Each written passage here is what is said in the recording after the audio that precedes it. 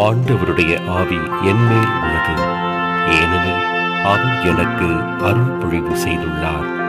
ஏழைகளுக்கு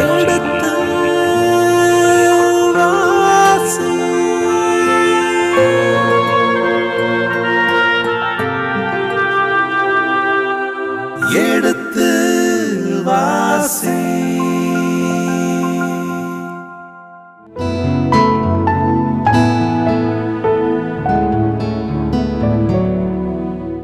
இனி இதயங்களே எடுத்து வாசி நிகழ்ச்சியில் சாமுவேலின் முதல் புத்தகத்துடனான விவிலிய விளக்கங்களுக்கு செவிமடுத்துக் கொண்டிருக்கின்றோம். கடந்த பகுதியின் தொடர்ச்சியை இன்று தொடங்குவோம். வாருங்கள் நிகழ்ச்சிகள் செல்வோம். உங்கள் சார்பாக தந்தை அவர்களுக்கு வணக்கம் சொல்லி நிகழ்ச்சியை தொடங்குவோம். வணக்கம் தந்தை அவர்களே.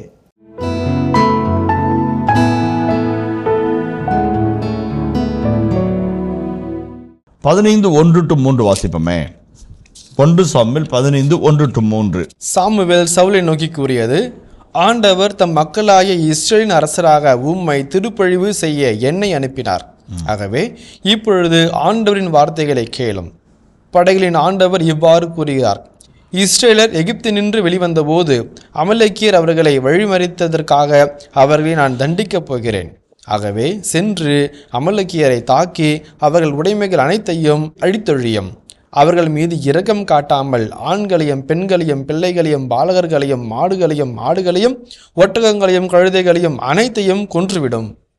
இப்போ ஒவ்வொரு முறை சாமுவேலை சவுல் அணுகி இறை திருவுளத்தை கேட்டும்போது திட்டமும் தெளிவுமாக விளக்கி சொல்கிறார்.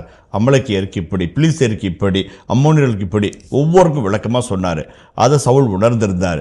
அதனால தான் அது சாமுவேல்னு சொன்ன உடனே, போர்வன்னு சொன்ன உடனே, முதியவர்னு சொன்ன உடனே, எழுந்து வருகிறார்னு சொன்ன உடனே, தெய்வ உருவன்னு சொன்ன உடனே கண்டுக்கிட்டாரு. முகம் குப்புற விழுந்து வணங்குறார். ரொம்ப அழகாக வணங்குறார். அந்த தெய்வ உருவம் பற்றிய ஒரு சின்ன வார்த்தைக்கு விளக்க ஊழியர்கள் சொல்லும்போது சொல்லுவாங்க, குழியிலிருந்து ஒரு உருவம் வருகிற மாதிரி. எழுந்து வருகிறதுனா இது குழியிலிருந்து வருது. அப்போ ஒரு வீடியோ சொல்றாரு, இந்த மாதிரி நெக்ரோமான்சி, இறந்தோரோடு உறவாடுகிற இல்லத்தில் ஒரு குழி மாதிரி ஒன்று இருக்கும். அவங்க அந்த ஒரு மந்திரத்தை மாதிரிகத்தை செய்யும்போது அந்த குழியிலிருந்து உருவங்கள் வெளியே வந்திருக்கலாம். அதனால தான் எழுந்து வருகிறது என்ற ஒரு செய்தியை அந்த இடத்துல குறிப்பிடுறாருன்னு சொல்லுவாங்க. இரண்டாவது, தெய்வ உருவம்னு சொன்னால் ஒரு ஏஞ்சிலோ அல்லது ஒரு ஏஞ்சலிக் ஃபிகரோ அல்லது ஒரு ஸ்பிரிட்டோ வர்றதை அந்த தெய்வ உருவன்ற வார்த்தையில் ஆசிரியர் விளக்கி சொல்கிறாரு அப்படின்னு சொல்லலாம். அதே போல் இந்த தெய்வ உருவம் என்பதற்கு எபிரேய மொழியில் எலோஹிம் என்ற வார்த்தையை பயன்படுத்துகிறாரு. ஆசிரியர் இறைவனை பற்றி, யாவே இறைவனை பற்றி சொல்லும்போது எலோஹிம் என்கின்ற பன்மை வார்த்தையில் சொல்லி ஒருமையில் இறைவன் என்று மொழிபெயர்ப்புறாங்க. காட், காட் ஜி கேபிட்டலில் மொழிபெயர்ப்பு செய்கிறாங்க. இதே பிற தெய்வங்களை பற்றி பேசும்போதும் இதே எலோஹிமை தான் பயன்படுத்துவாங்க. அப்போ ஜி சின்னதாக போட்டு GODSன்னு போடுவாங்க. கடவுள்கள் அல்லது கடவுளர்கள் என்று மொழிபெயர்ப்பு செஞ்சுட்டு இருக்கிறாங்க. அதே ஒரு வார்த்தை தான் தெய்வ உருவத்தை பயன்படுத்துகிறார். இப்போ ஒரு பேகன், யூத மதத்தை சாதாத, யூத இறை கோட்பாட்டுக்கு உள்ளாகாத ஒரு வார்த்தையின் மூலமாக அந்த உருவத்தை அந்த பெண் வழிமொழிகிறாள் என்று விளக்க வர சொல்கிறாங்க. அந்த வகையில் பார்க்கும்போது 15ஆம் அதிகாரம் 27ஆம் வசனத்தை வாசிப்போமே. சாமுவேல் செல்ல திரும்பிய போது சவுல் அவரது ஆடையின் விளிம்பை பிடிக்க அது கிழிந்தது. அது போர்வை அழகான ஒரு உருகி கொண்டு எல்லாத்தையும் அதில் ஒரு சின்ன நிகழ்வுல அது அழகாக படம் பிடித்து காட்டார். இப்போ முங்குப்புறம் விழுந்து வணங்குறாரு. ஏன் வணங்குறாரு? அவர் இறைவாக்குன்னு தெரியும், அவருடைய வல்லமை தெரியும், கடந்த காலத்தில் அவர் ஆற்றிய பங்கு புரியும். இவர் தான் நம்மளை அபிஷேகம் செஞ்சார், இவர் தான் பல்வேறு இக்கட்டுகள் நேரமும் சிக்கல் நேரத்தில் நமக்கு ஆலோசனை சொன்னவர். இதெல்லாம் புரிஞ்சு அவர் வணங்குறாரு. அப்போ சாமுவேல் வார்த்தை கேட்குறாரு, கேளுங்களேன். அப்பொழுது சாமுவேல் சவுலை நோக்கி, என்னை எழுப்பி நீ ஏன் தொந்தரவு செய்கிறாய் என்று கேட்கிறார். அப்போ இறந்தோரை எழுப்புவதும் அவர்களோடு உறவாடுவதையும் ஆசிரியர் நாசுக்க கண்டிருக்கிறார். You should not disturb the dead people. இறந்தவர்கள் ஆண்டவர்கள் துயில் கொள்கிறாங்க அல்லது இலைப்பாறுதலில் இருக்கிறாங்க. அவங்கள நம்ம தொல்லை பண்ணக்கூடாது. ஏன் தொந்தரவு செய்கிறாய்? அதுமான வார்த்தை இல்லைங்களா? ஏன் தொந்தரவு செய்கிறாய் என்று கேட்டுவிட்டு அப்போ சவுலுடைய அங்கலாய்ப்பை அவர் செவி கொடுத்து கேட்கிறார். அது என்ன வாசிப்போமே. அதற்கு சவுல், நான் பெரும் இக்கட்டில் இருக்கிறேன், ஏனெனில் பெலிஸ்தியர் எனக்கு எதிராக போர் தொடுத்து வந்துள்ளனர். கடவுள் என்னை விட்டு அகன்று சென்று விட்டார். இறைவாக்கினர் மூலமாகவோ அவர் எனக்கு பதில் சொல்வதில்லை. ஆதலால் நான் என்ன செய்ய வேண்டும் என்று எனக்கு அறிவிக்கும்படி உம்மை நான் அழைத்தேன் என்றார். இந்த இடத்துல சவுலின் இறங்கத்தக்க நிலையை நாம் காணும்படி ஆசிரியர் அழைக்கிறார். ஒன்று நான் பெரும் இக்கட்டில் இருக்கிறேன் அப்படிங்களா. முதலாவது, பிலிஸ்தர் எனக்கு எதிராக போரிட்டுள்ளார், கடவுள் என்னை விட்டு அகன்று போய்விட்டார், எதிரிங்க வந்துட்டாங்க, என்னுடைய அருளின் பாதுகாப்புக்கு அடிமையாக ஆண்டவர் என்னை விட்டு அகன்று போயிட்டார். சவுல் முறையாக தன்னோட ஆண்டவர் இல்லைன்றதை அறிக்கையிடுறாரு, சொல்கிறாரு. ரொம்ப அருமையான ஒரு செய்தி. இவருக்கு தெரியும் ஆண்டவர் நம்மளை விட்டு போயிட்டாரு, அதனால இந்த இவ்வளோ இக்கட்டில் நடக்கிறோம், இழிவான செயல்கள் ஏற்படுறோம், வேட்டையாடுகிற வேங்கையை போல் ஒரு வெள்ளாட்டை தேடி ஓடிக்கிட்டு இருக்கிறோம், இதெல்லாம் அவருக்கு தெரியும். இப்போ கன்ஃபெஷன் பண்ணுறாரு, ஆண்டவர் விட்டு அகண்டு போய்விட்டார், பெரும் இக்கட்டில் இருக்கிறேன், உயிர் பிழைப்பன இல்லைன்றது பெரும் பாடாக இருக்குது. இறைவாக்கினர் மூலமாகவோ அவர் எனக்கு பதில் சொல்வதில்லை, ஆதலால் நான் என்ன செய்ய வேண்டும் என்று எனக்கு அறிவிக்கும்படி உம்மை அழைத்தேன்னு சொல்கிறார். அப்போ கடவுளே என்கிட்ட பேசலை, கடவுளுடைய இறைவாக்கு வழியே எனக்கு செய்தி வரல, நீ சொல்லு. அப்போ அந்த பிற இனத்து மக்களுடைய செயல்பாடு இறந்தோரை இருத்தி அவரோட செய்தி கேட்கறது. எப்போ கடவுள் இல்லை, கடவுளுடைய இறைவாக்கள் இல்லைன்ற ஒரு நிலைமை வந்தப்ப. இப்போ இருக்கிறார் கடவுள், இறைவாக்கள் இருக்கிறாங்க இல்லைங்களா. இங்கே அவங்கள போடாமல் பிற இனத்தாருடைய பிற மக்களுடைய வழிபாட்டு மூலமாக இறந்தோரை எழுப்புற, அதுதான் தொல்லையாக சாமுவேல் சொல்கிறார். அடுத்த காட்சிக்கு போவோமே. அதற்கு சாமுவேல், ஆண்டவர் உன்னை விட்டு விலகி உன் பகைவராய் மாறிய பின் என்னிடம் ஏன் ஆலோசனை கேட்கிறாய்? ஆண்டவர் என் மூலம் உரைத்தது போல் உனக்கு செய்தார். அரசை உன் கை நின்று பறித்து உனக்கு அடுத்திருப்பவனாகிய தாவீதிடம் கொடுப்பார். நீ ஆண்டவரின் வார்த்தையை கேளாமலும் அமலோக்கியனின் மேல் அவருக்கு இருந்த வெஞ்சினத்திற்கு ஏற்ப நீ நடந்து கொள்ளாமலும் இருந்ததால் ஆண்டவர் இன்று இதை செய்துள்ளார். மேலும் ஆண்டவர் உன்னையும் உன்னோடு இருக்கும் இஸ்ரேல் மக்களையும் பெலிஸ்தியரிடம் ஒப்புவிப்பார். நாளை நீயும் உன் புதல்வரும் என்னுடன் இருப்பீர்கள். ஆண்டவர் இஸ்ரேல் படையையும் பெலிஸ்தியர் கையில் ஒப்புவிப்பார். ரொம்ப அழகாக சொல்கிறார். இப்போ என்னை தவிர்த்து குறி சொல்பவர்களையோ மை போட்டு பார்ப்பவர்களையும் நீ அணுகி சென்று அப்பழக்கங்களில் ஈடுபட்டால் இனத்திலே இராதபடி அவளை நான் அழித்தொழிப்பேன்னு சொல்லிட்டு தோரா புத்தகங்களில் சொல்லப்பட்டிருக்கிறது இல்லைங்களா. 3. ஆனால் அதை மீறி இவர் செய்கிறார். முதல் காரியம், அப்போ சாக தகுந்தவர். 2வது, அமலேக்கியரை கடவுள் அழிக்கும்படி சொன்னார். அமலேக்கியர்களிடம் கையூட்டு பெற்று அவருடைய ஆடுகள் மாடுகள் ஒட்டகங்களை எல்லாம் தம் பக்கம் வச்சுக்கிட்டு அவளை அழிக்காமல் விட்டார். அது 2வது கீழ்ப்படிதல். 3வது, சாமுவேலின் வார்த்தையை நம்பாமல் சாமுவேலுடைய சொற்படி நடக்காமல் உடன்படிக்கை மீறி நடந்தார். இதெல்லாம் கடவுளுடைய சவுலுடைய மரணத்திற்கு சவுலுடைய சாவுக்கு ஒரே ஒரு காரணம், கீழ்ப்படியாமல் ஆண்டுடைய குரலுக்கு செவிவிடாமல் நடக்கிறது. அதான் இதை தான் அப்படியே உள்டாவாக தாவீதுடைய நிலைகள் நம்ம பார்க்குறோம். அமலேக்கியரை, அதே போல் கிருசேயரை, அதே போல் ஜெருசேயர்களை அழித்து ஒடுக்கிறார். அது கடவுளுடைய திருமணம், கடவுளுடைய சிட்டம். இவன் செய்ய தவறுனா அவன் செய்யறாரு இல்லைங்களா. அப்போ கடவுளுடைய வழி நடக்கிறவர் யார், கடவுள் நடுவில் நடக்காதவர் யார், கடவுள் வழியில் நடக்காமல் கீழ்ப்படி நடக்கிறவங்களுக்கு என்ன தண்டனை, கடவுள் வழியில் நடந்து கீழ்ப்படிகளுக்கு என்ன வாழ்வு என்பதை அழகாக வாழ்வும் சாவுமாக நன்மையும் தீமையுமாக நேற்றும் இன்றுமாக ஆசிரியர் அழகாக பகுத்து வைக்கிறார்.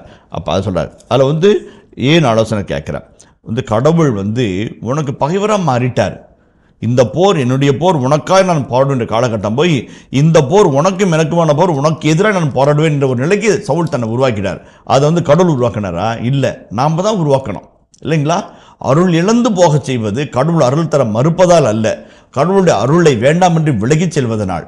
அதுதான் ஒரு அழகாக சொல்லுவார் ஜோசப் ஃபிட்ஸ்மேயர் என்கிற உலக புகழ்பெற்ற லூக்கா எழுதிய நற்செய்தியினுடைய விளக்கு முறையாளர் சொல்லுவார், தந்தையிடம் இருக்கின்ற சொத்தை பெற்று பணமாக்கி கொண்டு அவன் தொலைநாட்டுக்கு சென்றான்.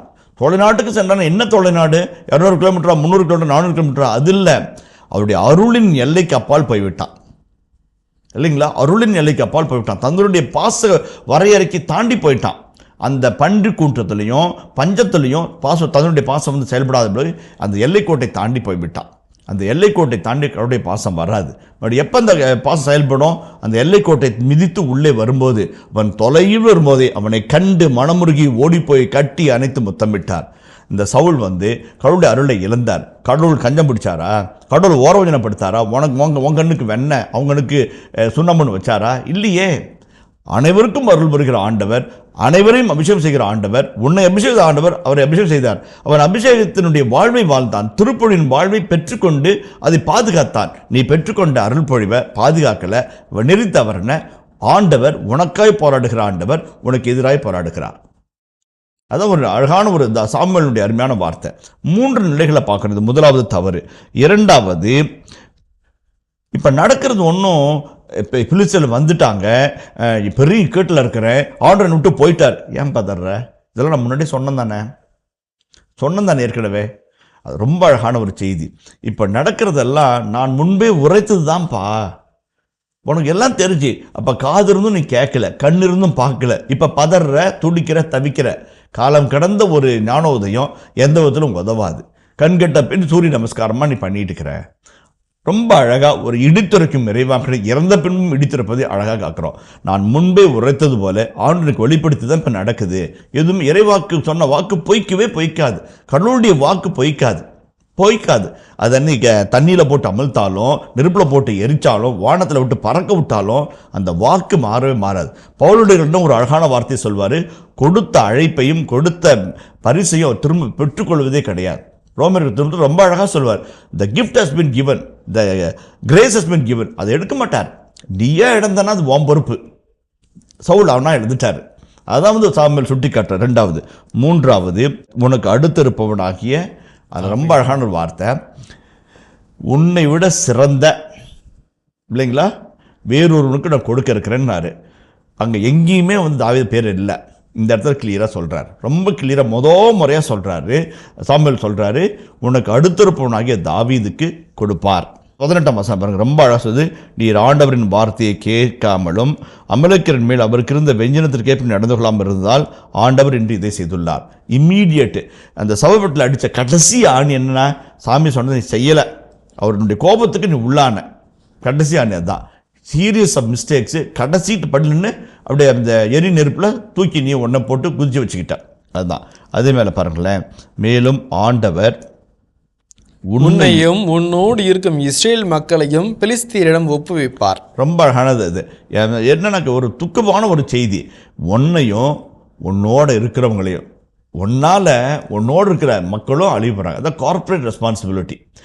நீ பண்ண தப்புக்கு நீயும் உன்னோட இருக்கிற எல்லாரும் இஸ்ரேல்கிட்ட ஒப்படைக்க போகிறாரு. அதான் மிகப்பெரிய ஒரு சாபக்கேடு. அடுத்த பாசிங்களேன், நாளை நீயும் உன் புதல்வர்களும் என்னுடன் இருப்பீர்கள், ஆண்டவர் இஸ்ரேல் படையையும் பெலிஸ்தியர் கையில் ஒப்புவிப்பார். இஸ்ரேல் படை பெலிஸ்தியர் கைக்கு போகுது, ஒன்றை சாவுக்கின் கையில் ஒப்படைக்கிறார். அவ்வளோதான். நீயும் உன் புதலும் நாளைக்கு இந்நேரம் என்னோட இருப்பீங்க. அதான் ஒரு ஆசிரியர் குறிப்பிட்டு சொல்கிறார். NAB என்கின்ற நியூ அமெரிக்கன் பைபிள் கமெண்ட்ரியினுடைய விளக்குவரை சொல்லுவார், அவன் குறி கேட்க போனது கடவுளால் தடை செய்யப்பட்ட காரியம். குறி கேட்கப்பட்ட போன 24 ஹவர்ஸில் சாவன் தலைமையில் கத்தி மாதிரி இருந்து தொங்கி அவன் தலையை வெட்டுது. நேரு அழகாய் சொல்கிறார். 24 மணி நேரத்தில் கடவுளுடைய கோபம் அவருக்கு தீர்ப்பாக அமையுது. அது யாரால் உறுதிப்படுத்தப்படுகிறது? சாமுவேலால் உறுதிப்படுத்தப்படுகிறது. அப்போ அதை கேட்ட உடனே சவுலுடைய செயல்பாடு என்ன, அதான் நம்ம பார்க்குறோம்.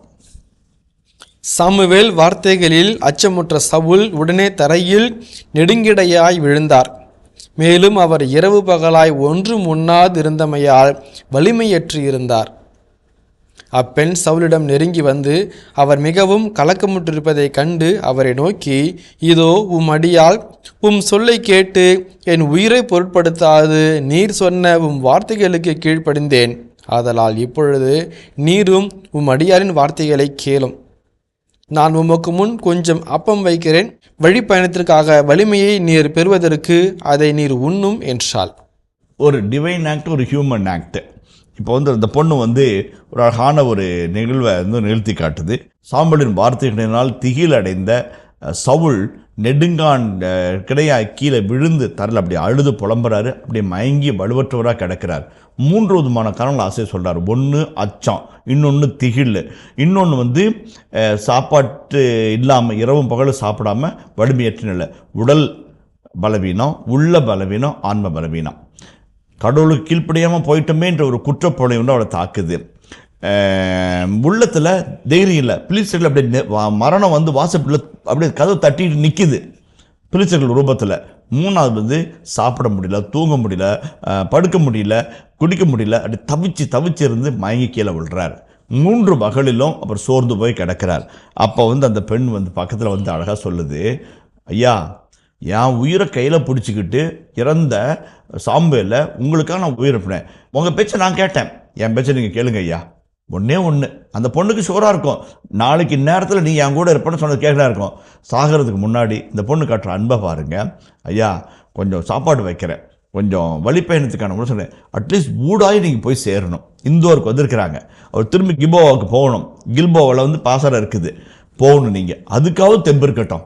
இப்போ வந்து 24, 25 வசனங்களில் ஒரு பெண் சாவு பற்றிய செய்தியை கேட்ட பிறகு ஒரு விருந்தை படைக்கிறாங்க. அது வந்து பாசத்தினால, பற்றுனால, ஒரு பரிதாபத்தினால, ஒரு கழிவிறக்கத்தினால விற்கப்பட்ட உணவாக இருந்தாலும் அந்த உணவுக்கு ஒரு அர்த்தம் இருப்பதாக நம்ம பார்க்குறோம். உதாரணத்துக்கு ஆமோஸ் 6ஆம் அதிகாரம் 4ஆம் வசனத்தை வாசிப்போமே. தந்தத்தாலான கட்டிலில் பஞ்சனை மீது சாய்ந்து கிடப்போருக்கும், கிடையிலிருந்து வரும் ஆட்டுக்குட்டிகளையும் மந்தலிருந்து வரும் கொழுத்த கன்றுகளையும் உண்போருக்கும் ஐயோ கேடு. வந்து ஒரு அழகான ஒரு உதாரணம் இருக்குது. இப்போ வந்து அவர் வந்து கவுச்சில் உட்கார்றார் பாருங்களேன், அந்த எழுந்து படுக்கையின் மேல் உட்கார்ந்தார். அந்த வார்த்தை வந்து ஆங்கிலத்தில் கவுச் என்று பார்க்கணும். கவுச் என்று சொல்லப்படுகிற அந்த படுக்கைக்கு 2 பலன் உண்டு. ஒன்று, உட்கார்ந்து ஒரு சிலை செய்யலாம், அது ஒரு கழுத்து படுத்து பந்தியில் பங்கேற்கலாம். 2க்கும் ஒரே இதுதான், கவுச் தான். அங்கே தந்தத்தினாலான உயர்தரமான படுக்கையில் அமர்ந்து கொழுத்த கன்று எடுத்து உணவு உண்கிறவங்களே உங்களுக்கு ஐயோ கெடுனார். இந்த இடத்துல மறைமுகமாக ஐயோ கேடுன வார்த்தையை பெற்ற பிற்பாடு படுக்கையில் உட்கார்ந்து கொழுத்த கன்றை எடுத்து அவள் பரிமாற அவர் உண்கிறார். அழகான ஒரு ஈக்குவேஷனை ஆசிரியர் காமிக்கிறார். 2வது வந்து சவுலின் வாழ்வில் ஒரு பெண், தாவீதின் வாழ்வில் ஒரு பெண், 2மே மரணத்துக்கு முன்னான ஒரு பெண்கள் செயல்படுகிறது. இந்த பெண் வந்து பரிவிறக்கத்தினால, கழிவிறக்கத்தினால செத்து போறாரு, நாளைக்கு நேரம் இருக்க மாட்டாரு என்கின்ற ஒரு தவிப்பில் வலிமையற்று இருக்கிறீங்க. எல்லா வகையிலும் வலிமையேற்றப்பட்டு எல்லாம் போயிடுச்சு, ஸ்ட்ரிப்ட் ஆஃப். அப்போ இன்றைக்கி வந்து கொஞ்சம் சாப்பிட்டு கொஞ்சம் வலிமையடைங்க, வழிப்பயணத்துக்காவது உங்களுக்கு இடம் கிடைக்கணும். ஏன்னா கில்போவா அங்கே இருக்குது, கிபோவா அதுக்கு அந்தாண்டு இருக்குது, பிலிஸ்தருடைய படை இங்கே இருக்குது, சுனாமில் நீங்கள் எந்தோருக்கு வந்திருக்கிறீங்க. நீங்கள் இங்கே செத்தீங்கன்னா பிலிஸ்தர் படம் நடுவில் இருக்குது, யாரோட செத்தாங்க ஏன் செத்தாங்கன்னு சொல்ல முடியாது. வழிப்பயணத்துக்காவது நீங்கள் இங்கேருந்து பிலிஸ்தர் படையை கடந்து சுனாமை கடந்து எந்தோர்லேருந்து நீங்கள் வந்து கில்போவாவுக்கு போகணும் உங்கள் பாசறைக்கு, அல்லது அதை தாண்டி கிபோவாவுக்கு போகணும் உங்களுடைய அரண்மனைக்கு. அதுக்காவது தெம்பு வரட்டும். அந்நிய நாட்டில் அந்நிய இடத்துல மாண்டு போகக்கூடாது.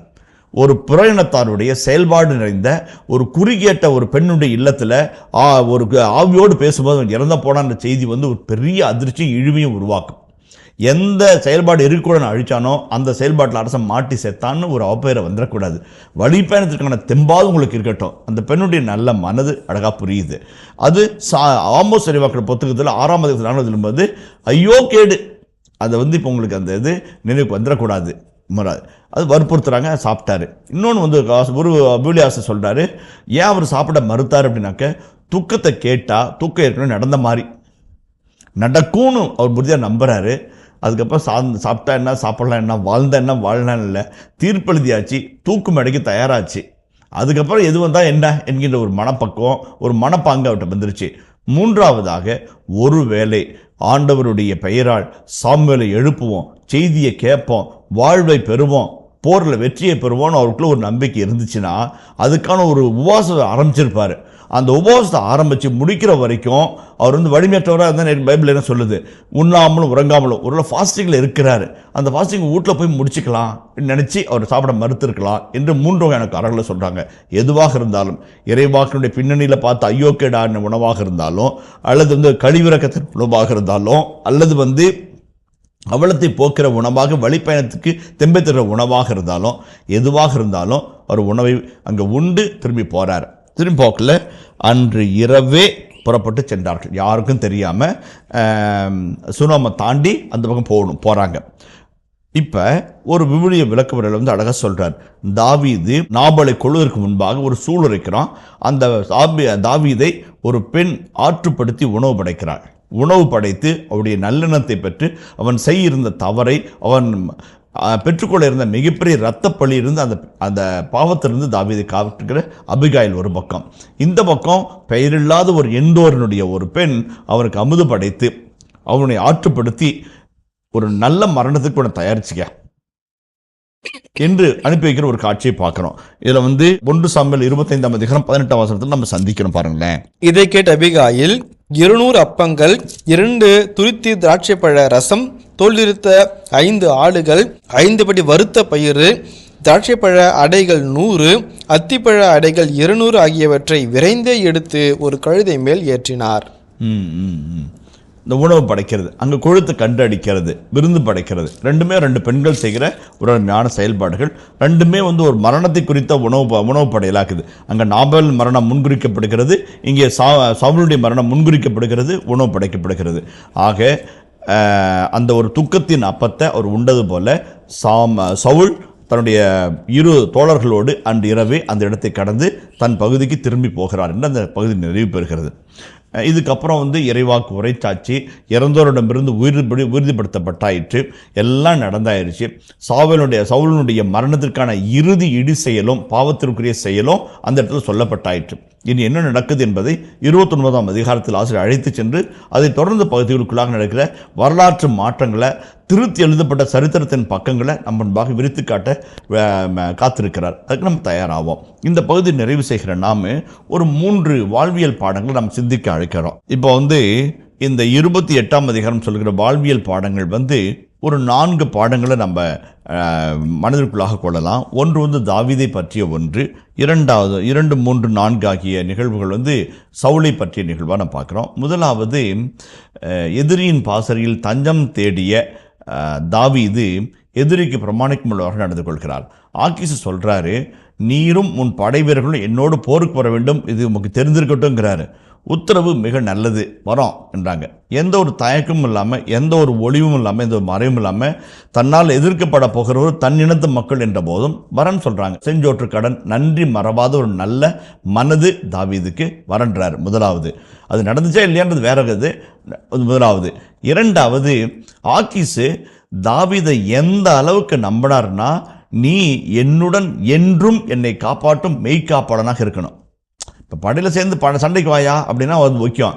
என் உயிரை காப்பாற்றக்கூடிய ஒரு மெய்காப்பாளனாக இருக்கணும். ஏன்னா நீ சவுலை காப்பாற்றின, நாட்டை காப்பாற்றின, உன் மனைவியை காப்பாற்றின, உன்னுடைய மக்களை காப்பாற்றின, என்னையும் காப்பாற்று. அந்த நம்பிக்கைக்குரியனாக நடந்து கொள்வது மிக முக்கியமான ஒரு காரியம். மிக முக்கியமான ஒரு காரியம், நம்மை நம்புபவர்களுக்கு நம்பிக்கை துரோகம் செய்யக்கூடாது. மிக அழகான ஒரு பண்பாக தாவீது தன் வாழ்வில் விளையாடுகிறார். யோனத்தான் அவரை நம்புகிறார், மீகா அவரை நம்புகிறார், சாமுவேல் அவர் மீது அளவு கடந்த நம்பிக்கை வைக்கிறார். எந்த நம்பிக்கைக்கும் பாத்திரவனாக அவர் நடந்து கொள்கிறார். நம்பிக்கை இழக்காதபடி, நம்பிக்கை துரோகம் செய்யாதபடி அவர் இதே கிடையாது. இனிய இதயங்களே, எடுத்து வாசி நிகழ்ச்சியில் சாமுவேலின் முதல் புத்தகத்துடனான விவிலிய இறை வசனங்களுக்கு செவிமடுத்துக் கொண்டிருக்கின்றோம். இதன் தொடர்ச்சியை மீண்டும் அடுத்த பகுதியில் பார்ப்போம். அதுவரை இணைந்திருங்கள். இயேசுவுக்கே புகழ், இயேசுவுக்கே நன்றி, மரியே வாழ்க. சகோதரா, நான் போட்டை ஒன்றை எடுத்துகிட்டு போக சொல்லக்குள்ள நீ எடுத்துகிட்டு போன, அது பராமரிப்பு பணிக்காக. நான் அதில் ஒரு ஓட்டை இருக்குது, அது பெரிய ஆபத்தை உருவாக்கிறோம் அப்படின்னு சொல்ல நினச்சா நான் மறந்துட்டேன். சின்ன காரியமோ பெரிய காரியமோ, எளியவர்களோ அல்லது பதவியில் இருப்பவர்களோ, யாரிடமோ அவர் நம்பிக்கைக்குரிய நடந்து கொண்டார்.